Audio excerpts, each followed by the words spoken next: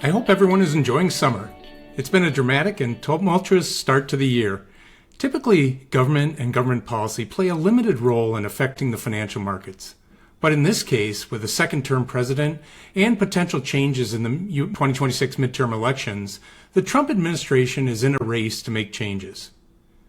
What I hear myself and many top economists and strategists say is what and why are they taking these approaches to improve the country? And change is an important process for all governments. In this case, we are seeing many of the changes at cross purposes with the stated goals.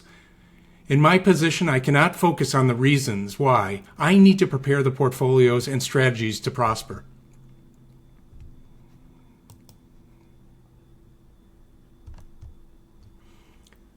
Let's get into market performance and the economic update and our strategic actions to manage portfolios.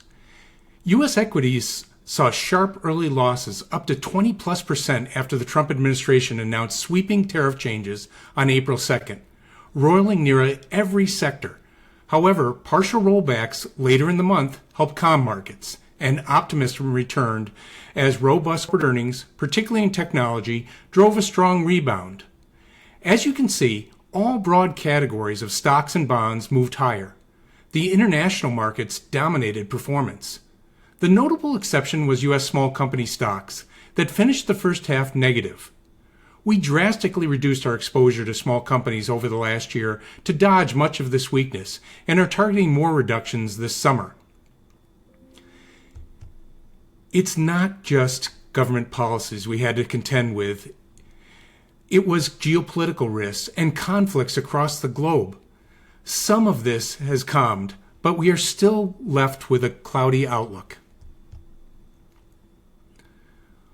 We are in the middle of fundamental restructuring of the geopolitical order that we've known since the end of World War II, politically, militarily, and economically.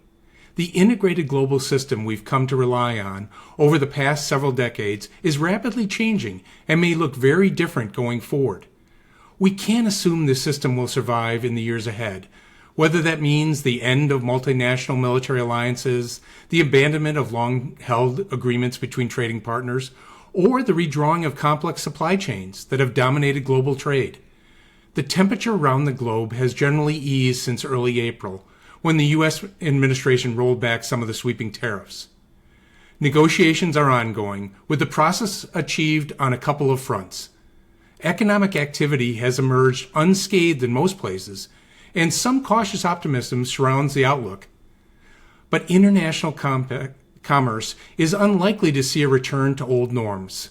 Trade pacts are unlikely to result in significant tariff reduction. Sectoral and universal levies, along with non-tariff barriers, remain key impediments. U.S. duties on steel and aluminum imports have doubled to 50% for some nations. Now the threat of copper imports facing 50% tariffs adds to more confusion and delays any hopes for factories being built in the U.S. Further, geopolitical tensions could complicate an already intricate economic backdrop. Tariffs thus far, the bark has been worse than the bite. Expect tariff rates to continue to be delayed, paused, and timed out. The White House will not crush the U.S. economy with 50%, 150% tariff rates again.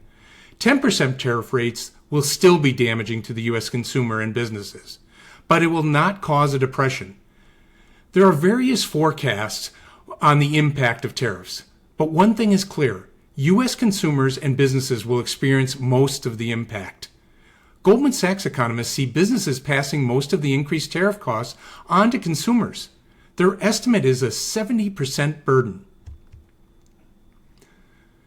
Growth is now expected to decelerate across major markets during the balance of the year, but it's unlikely to come crashing down. If the worst of the trade tensions are behind us, the global economy can continue to grow through uncertainty. Negative gross domestic product, or GDP, in the first quarter was heavily influenced by front-loaded imports ahead of tariff announcements. These flows have stopped, and trade will be less of a damper on the second quarter growth. Consumer and business spending has begun to slow. There is a growing belief that the U.S. administration will not push the trade war to recessionary extremes. However, the The cost and the uncertainties of new tariffs will make slower growth and higher prices in the second half of the year. Employment at the U.S. companies fell in June for the first time in more than 2 years, raising concerns about a more pronounced labor market slowdown. Employers have grown increasingly cautious about the impact from Trump administration's trade and immigration policies. Companies are focused on bringing down headcount to reduce costs. The chart on the left shows declines in job openings and hiring rates.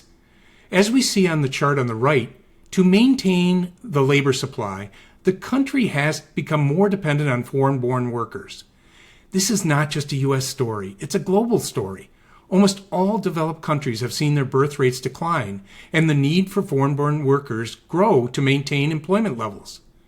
The drastic immigration restrictions and deportations has already started to affect the supply and is expected to lower economic growth by 1% this year.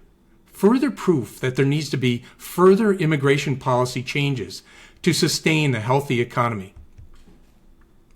The sharp decline in stock prices in early April brought U.S. stock valuations below historical averages.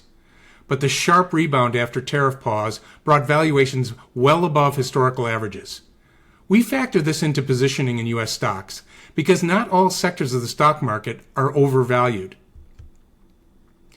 Many investors were caught off guard by the shift of international stocks this year. We benefited because we hold a solid 35% of our stock holdings in international companies, and we are looking at adding to it. There has been increased financial fragmentation brought about by the new global trading order. Even before President Trump's trade war, markets were fragmenting. In the aftermath of the pandemic, there was a shift to more friendshoring, that is, trading with like-minded countries or ones where the relationship is stable. The result is markets will be less integrated and less correlated. In the last 20 years, investors got away with some home bias because U.S. stocks outperformed. The markets were relatively correlated because they were so integrated. That will no longer be true if countries trade less and cross-border capital flows decrease.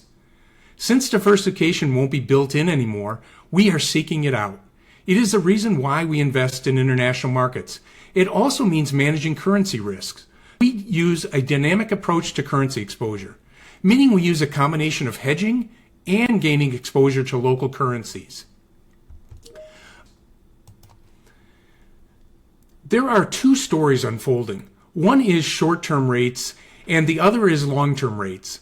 Short-term rates are mainly driven by central bank policy.